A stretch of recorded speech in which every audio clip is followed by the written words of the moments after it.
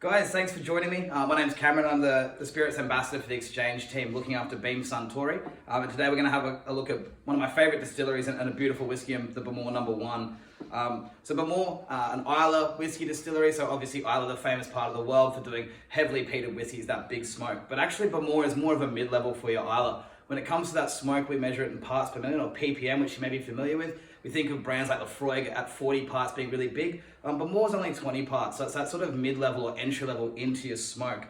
The oldest distillery on Islay, established in 1779, and actually has the oldest licensed whiskey warehouse in the world in the No.1 vaults, and that's where this beautiful whiskey, the No.1, gets its name from. The No.1 is our new entry-level at Bowmore, replacing the small batch some of you might have seen, and it's made from 100% American oak ex-bourbon barrels. I want to give this one a little taste. It is not an age statement. We're looking at a whiskey that's between about 9 to 11 years on average. And an absolute beautiful, beautiful whiskey. The No.1, the perfect way to showcase exactly what Bowmore does well. So we Bowmore like to think we have sort of 4 flavor pillars: smoke, salt, sweet, and fruit. In terms of the salt, it's that beautiful ocean spray salt. The smoke from Bowmore is quite vibrant. It's almost a little leathery or rubbery. It's got that lovely softness, again, being sort of a mid-level peated Islay whiskey.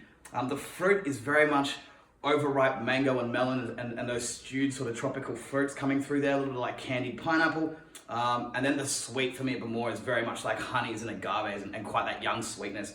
An absolute beautiful whiskey and a great way to see exactly what Bowmore has to offer. In terms of if you want to pair this one, again, goes great with a bit of fresh fruit, lovely with some firm cheese, or even on the side of, I guess, a little bit like seafood would go really well with that sort of lovely smoke and salt coming through. Anyway, guys, enjoy your whiskey. Cheers.